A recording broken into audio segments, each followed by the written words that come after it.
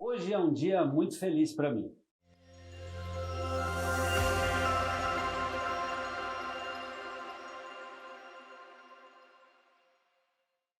Você que me acompanha aqui nas redes sociais, sabe que de vez em quando eu vou contando um pouco do meu uso do alinhador, o quanto isso vem mudando na minha autoestima, na minha autoconfiança, no meu bem-estar. Eu comentei aqui algumas vezes, né, que para mim passar fio dental era um sufoco, eu ficava muitos minutos, era até brincadeira entre amigos quando a gente ia passear.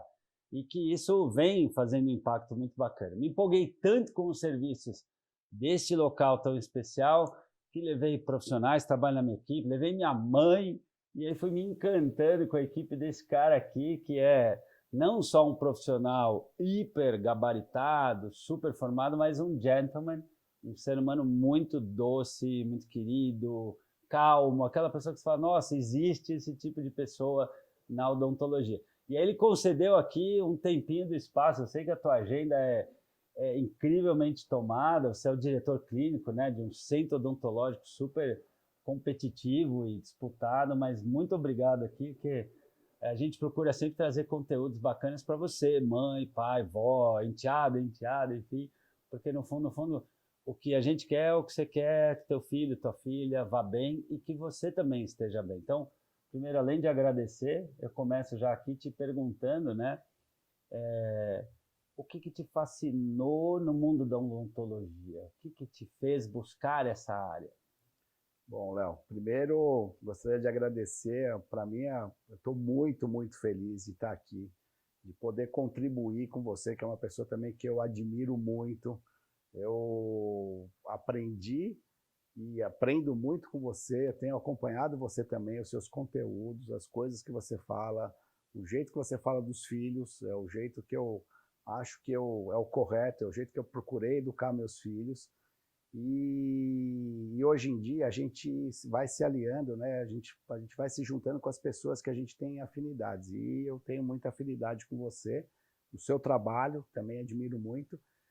Enfim, eu fui fazer odontologia porque eu sempre gostei de mexer com coisas pequenas. Eu montava e desmontava relógio, eu mexia com coisas eletrônicas e num determinado momento eu achei que eu ia ser engenheiro eletrônico. Uhum. E só que eu, na verdade, eu falava, bom, eu não gosto de engenharia, eu não gosto de exatos, eu gosto de humanas, eu gosto de conversar, eu gosto de pessoas e gosto de mexer em coisas pequenas. E aí, por exclusão, eu acabei falando, vou fazer odontologia. Uhum. E desde o primeiro ano de faculdade eu me encantei. Eu entrei na faculdade, saí da escola e já entrei com 17 anos, Aham, eu já aham. já estava na faculdade. E uma coisa engraçada é que na faculdade eu era louco para anestesiar. Eu já queria botar a mão na massa. Aham. E tinha na USP, eu fiz a USP e sábado à tarde tinha um atendimento de emergência. E aí eu me inscrevi lá no primeiro ano, os caras falaram, mas você está no primeiro ano, você vai fazer. O que você já Você quer, o que você quer? quer fazer? É, Aí eu comecei de sábado à tarde, todo mundo, aquele sábado de sol tal, todo mundo saindo para viajar e eu olha indo só. lá fazer aquele estágio. E eu lembro que tinha um professor que depois até virou um amigão meu, toda vez eu falava, ó, fulano, deixa eu anestesiar. Ele falou, você é louco, moleque, você é novinho, sai daí. Você... Falou, não, deixa eu anestesiar, eu quero começar a atender. Ele falou, não, bom, passou uns 2, 3 meses, como era sábado à tarde, ele chegou num dia, ele tinha comido uma feijoada. Aí ele chegou meio molão, estava meio paradão e tal. E eu vi que ele estava bem sonado. Eu falei, é hoje, né? Hoje eu vou pegar ele. Aí chegou lá uma emergência, aí eu falei, ó, tem um fulano aí, tá? Falei, não, tá bom, pode ir lá, vai começando lá que eu vou te orientando. Ah, E que naquela legal. época, 35 anos atrás, hoje em dia, não sei se é viável fazer isso, mas naquela época era comum. Então, quanto mais rápido a gente começasse, Uhum. melhor. Enfim, e foi assim que eu comecei a me empolgar com a odontologia. Muito legal, muito legal. E você vê, se você tem um filho, uma filha adolescente, vai procurando essas centelhas de interesse. Qual é o público que eu quero trabalhar? Qual é a causa que eu quero abraçar? Qual é a dor que eu quero contribuir? Que a vida, né, Lênin, não é sobre o quanto de dinheiro a gente vai tirar do mundo, mas o quanto de riqueza a gente vai. Eu fico imaginando, para você, a satisfação que tem, né? Liberar uma dor, ajudar uma pessoa a poder sorrir, porque a gente vê que, às vezes, até numa entrevista de emprego, se a pessoa tem vergonha, na hora de paquerar, na área íntima, em todas as áreas. E aí, por isso, eu te faço uma pergunta. Muita gente não vê a relação entre a saúde física e a saúde oral, e muito menos entre a saúde oral e a saúde mental. Sim. Se você puder comentar um pouquinho, né, a saúde das nossas emoções, da nossa boca e do nosso corpo, como é que se conecta? Assim, tem várias nuances aí que a gente poderia avaliar, mas a gente começa, né, você sai lá de um parto, né, um parto normal, uma cesárea, a primeira coisa que você faz é, saiu, vai lá, normalmente a enfermeira ou a parteira já coloca, você vai com a boca no peito da sua mãe. Olha, é a primeira relação, primeira conexão a com primeira o mundo, conexão, né, que você tem com a sua mãe é de amamentar. E essa amamentação, ela faz parte do crescimento, do desenvolvimento da articulação. Então, tem trabalhos mostrando que crianças que não mamaram têm uma certa evolução. Quem mama no peito tem uma outra evolução. Mas eu não pude dar porque eu tive problema no peito, alguma coisinha diferente você vai ter, mas toda a evolução de fazer a sucção começa a desenvolver toda essa área nossa. E isso vai evoluindo, né? E tudo, a gente fala assim, tudo que você todo esse corpinho bonito que você tem aí hoje, né? Tanto para o bem como para o mal, tudo que você comeu, não só o que você comeu, mas o que você conseguiu absorver da comida. O importante não é só o que você come, é o que você consegue absorver da comida. E para isso, você precisa ter dentes. Então, quer dizer, aquela coisa de, eu tô sem um dente, mas já tenho 40 anos, mas agora aos 50, porque uma coisa, quando você fala isso, eu fico pensando, antigamente, quem botava aparelho, quem não dentista era criança, adolescente. Adulto, né, se tá ruim, deixa pra lá, com a vida que vem. E hoje eu penso, eu tenho 53 anos, né? E eu posto muitas vezes aqui dando incentivo, olha, eu tô usando alinhador, eu gosto. Eu tenho orgulho, no começo te confesso, primeiras semanas, eu vou dar palestra, que vergonha. E um dia me deu um insight, falei, cara, tem que ter orgulho, eu tô cuidando de mim, eu tô me preparando para embelezar o mundo. E a minha autoestima mudou. É legal te ouvir falar isso. O sorriso, eu acho assim, você encontrar com uma pessoa, abrir um sorriso e já te dá assim, já abre o coração. Então, eu tenho uma facilidade de sorrir, o pessoal até brinca, fala assim, você tem algum problema? Porque eu nunca vejo o lado ruim das coisas, eu sempre vejo o lado, eu acordo de manhã com bom humor. Então, em casa, minha família fala, mas minha filha, minha mulher fala, por que você acorda? Qual o motivo de você estar rindo? Eu falei, eu acordo feliz, eu tenho um bom humor natural. Então, assim, quem não consegue sorrir, não consegue se comunicar tão bem com o parceiro, com o ser humano, então, assim, tem uma dificuldade maior. Então, assim, eu acho que o princípio inicial é um sorriso. O sorriso é a base de tudo. Eu fico pensando, né, o quanto as coisas funcionam nos dois lados, né? Uma pessoa que tem a depressão ou muita ansiedade vai ter questões orais, vai comer demais, não vai ter autoestima para escovar o dente, aí a oralidade fica de alguma forma prejudicada, aí deprime mais, quer dizer, vai tendo um ciclo vicioso, mas o bom é que eu te ouvi corrobora essa ideia, né, que dá para mudar e ir para o ciclo virtuoso, dá para mudar. Cabeça dá para mudar, oralidade. A gente atende uma quantidade nesses 35 anos aí de formado, eu tive a oportunidade de atender, eu dar aula em vários lugares, eu dei aula acho que em 6 ou 7 faculdades, atendo lá no hospital, que a gente atende milhares de pessoas todo mês. Então, assim, de você ver tantos casos, você percebe o seguinte, as pessoas que conseguem se tão bem fisicamente, mentalmente, elas conseguem ter um cuidado melhor com a boca, porque elas estão bem e elas se relacionam com outras pessoas. E o inverso é verdadeiro. As pessoas que estão mal, é o que você está falando, ela começa ela não cuida do dente, não escova, ela come demais. Então, assim, a gente começa a ter pequenas coisas que você vai, como se fosse ganho, né? A gente fala, ó, tenta fazer isso, aí a pessoa vai lá e faz.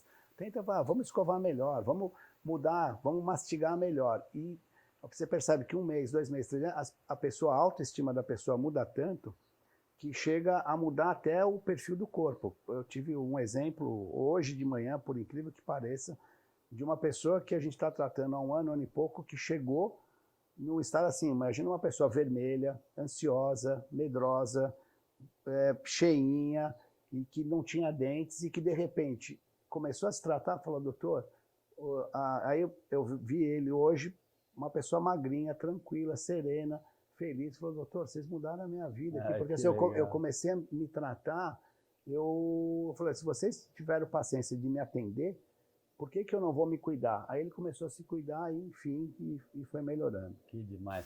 Agora vamos falar de um tema delicado, né? Halitose. É um tema delicado para a pessoa em relação à autoestima. A gente sabe que isso pode afetar uma entrevista de emprego, amizade, paquera, autoestima. Eu queria te ouvir um pouquinho, porque isso é um tema tão mal compreendido. As pessoas acham que é o cara vagabundo, é o cara folgado.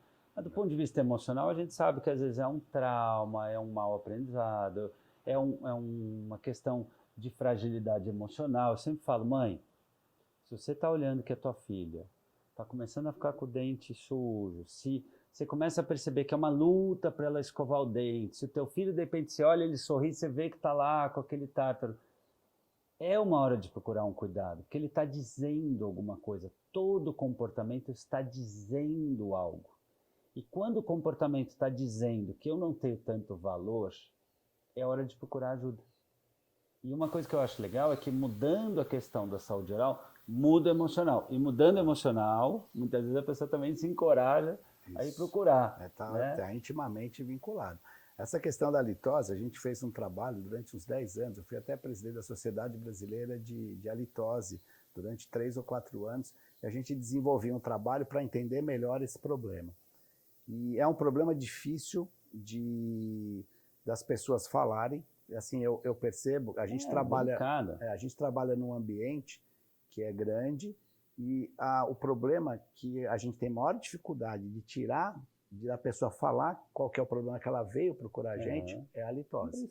Ela veio falar, estou com dor de dente, estou com isso, minha estética também, mas a halitose, a gente tem que falar de lado, a pessoa vem e fala, olha, na verdade eu vim aqui porque eu estou sentindo que eu estou com mau hálito. Só que o mau hálito, ele tem 60 causas diferentes. 60 causas? 60 causas diferentes. Só que 90% dessas 60 causas estão relacionadas com tártaro, que é a parte de limpeza. Você vai lá no dentista uma vez a cada 6 meses, você consegue resolver. A limpeza da língua, que chama saburra lingual, que é um nome horrível, mas de você poder limpar a língua, na verdade, você não é escovar, é raspar. Tem uns raspadores específicos para isso. E tem um negócio aqui na garganta que chama cásio, que é um nome feio, que fica lá na amígdala. São umas bolinhas brancas que as pessoas têm umas caverninhas na amígdala, que às vezes você vai soltando e aquilo é um depósito de bactérias, tudo. Isso daí causa um mau hálito. Mas o mau hálito, na verdade, o mau hálito matinal é normal, você acordar. A alimentação que você faz, se você come muita gordura. O que é o mau hálito, na verdade? É uma bactéria, é um gás, a bactéria à base de enxofre, que qualquer lugar do seu corpo que você tiver uma infecção ou alguma coisa que tiver ruim, putrefando mesmo, essa molécula é muito pequenininha, ela passa para o seu sangue, do seu sangue ela vai para o seu pulmão e do seu pulmão você expele. Então, só que isso é 10% dos casos. Ou seja, o caso mais difícil é mais raro mesmo. Mas então, quando 90% você resolve na boca, com o dentista. Mas também, aí o pessoal fala, mas eu estou com problema de estômago.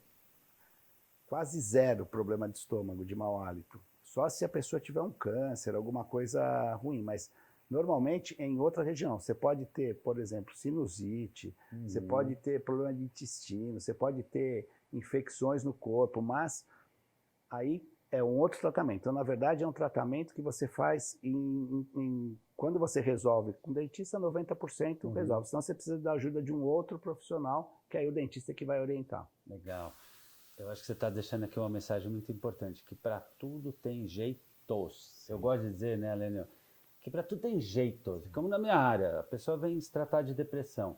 Para uma pessoa, a conversa vai resolver. Para outra, é a conversa mais atividade física. Outra, conversa mais atividade física, mais meditação. Para outra, tudo isso mais a dança. Ou alguns vão precisar de medicamento por um tempo. Então, procura sempre um profissional. Aliás, quando você for procurar um profissional da área de saúde, pergunta qual a formação. Escuta, por que o senhor começou a trabalhar nessa área?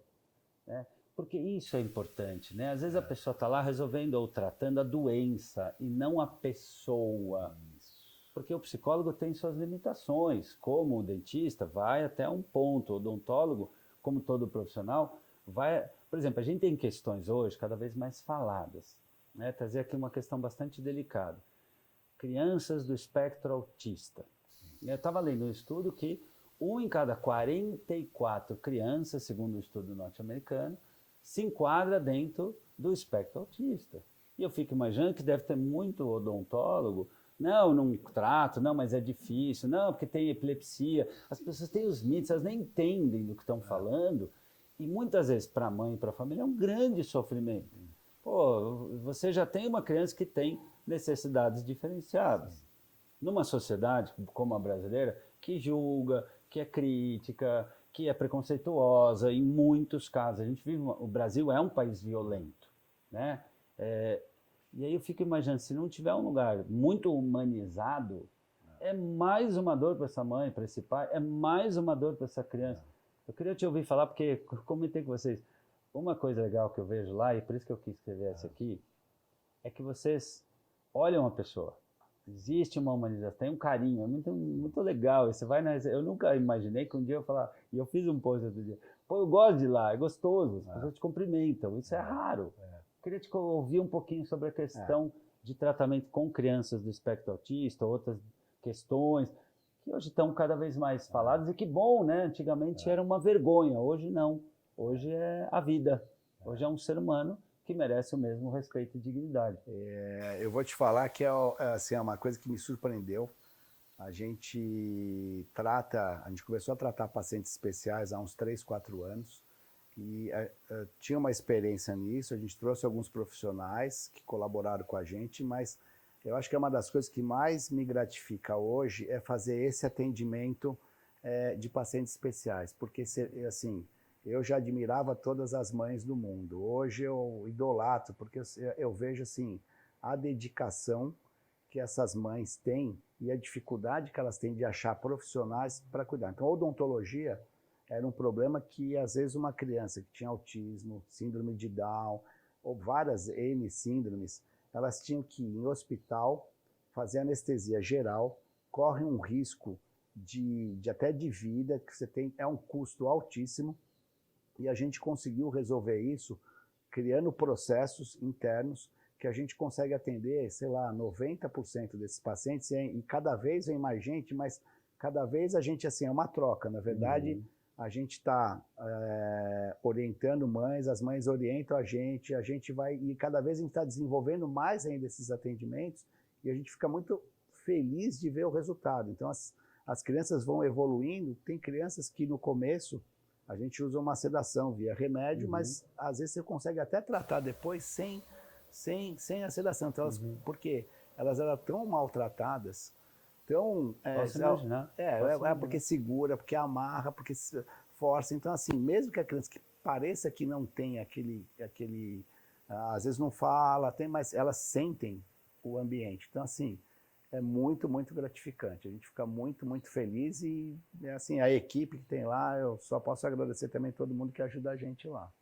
Você vê, né? Então, gente, você que é mãe, você que é pai, eu falo muito isso aqui. Você já me viu minhas postagens, eu sempre reforço isso.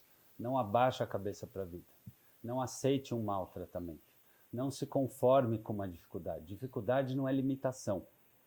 Eu agora, hoje, estou no meu primeiro dia que eu tirei os pontos aqui da minha cirurgia e tenho postado na academia, por exemplo, estou lá fazendo bicicleta, é o que eu posso fazer, porque limitação não é impedimento. Limitação é uma foto, não é o fato. É como eu estou, não como eu posso ficar. Então, quero te agradecer muito esse papo que a gente teve. Eu tinha essa dívida de gratidão com você e com todo o teu time ali, que me atende, hoje atende minha família. Eu sou super fã do seu trabalho, indico para todo mundo, porque realmente a gente tem que procurar se aproximar de pessoas, de profissionais, que, como você sabe, eu falo sempre muito isso aqui, digam um sim à vida boa e feliz que a gente quer e merece. Não sei se você tem alguma mensagem final, eu quero já deixar aqui a minha gratidão profunda. A minha mensagem é agradecer você ter confiado na gente, de ter ido lá, de estar levando a sua família e de estar dando esse feedback para a gente. Na verdade, um feedback de uma pessoa como você, que tem todo esse conhecimento psicológico, a gente faz as coisas, muitas vezes, automaticamente. E isso, vindo, a gente está aprendendo muito com você e aplicando algumas coisas que você fala, que eu acho super importante. Então, só tenho a agradecer e é isso. Que bom, que bom. E também falando de agradecimento, eu não poderia deixar de agradecer também aqui o nosso amigo em comum, Maria José Cardoso, psicóloga, que trabalha na minha equipe, uma psicóloga top de linha, uma craque da psicologia, que ao longo dos anos também já fez um trabalho ali com o seu time de empoderamento, motivação, união, e que me apresentou esse cara aqui que acabou virando um amigão, né? E toda a equipe dele que é muito querido. Então, beijo no coração. Obrigado aqui pelo espaço.